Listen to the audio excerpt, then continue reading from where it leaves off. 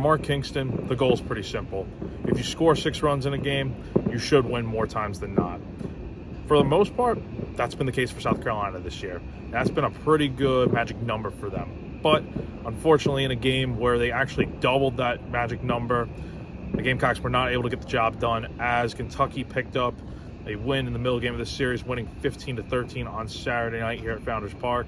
And right out of the gate, it looked like South Carolina picked up right where it left off last night after Blake Jackson's walk-off home run in the 10th inning of that game.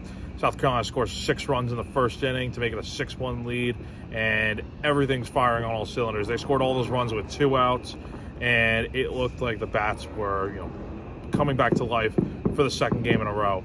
But unfortunately, Eli Jones, who got the start on the mound, just didn't have it.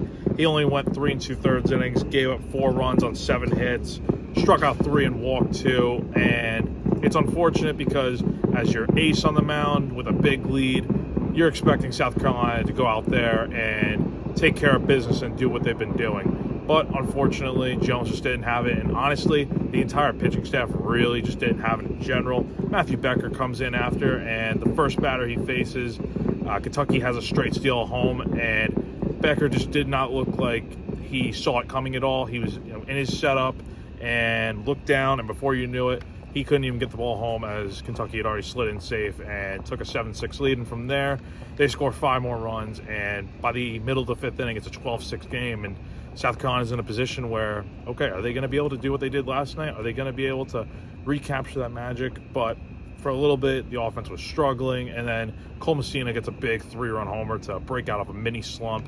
And it's a 12-9 game, and then the Gamecocks add 2 more runs to make it a 12-11 game going into the 9th inning. And realistically, if you can get through a clean top of the 9th inning with whatever pitching you have, you really do have a good chance of winning the game at the bottom of the 9th with the momentum the offense had. And honestly, I thought they probably would end up winning the game had they gotten a clean top of the 9th, but that just was not the case.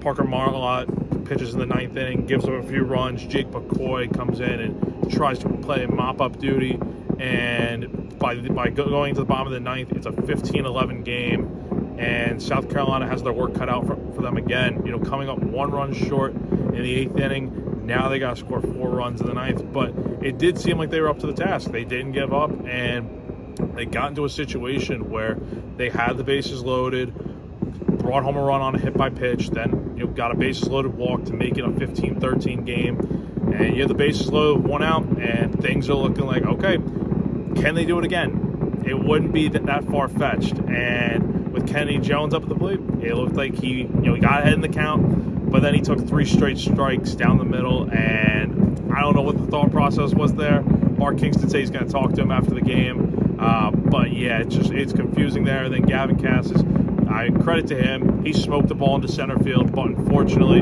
Kentucky just made a great play in the outfield to rob him of extra bases. And if it had just gotten over the guy's glove in center field, we might be talking about South Carolina tying the game, possibly winning it, because they had the winning run first. So unfortunately, that's just the way baseball goes sometimes. It's a game that South Carolina should have won, but I think the offense did enough good to give them a chance heading into tomorrow if they can do that sort of thing again. So South Carolina is back in action tomorrow afternoon at 3:00 p.m.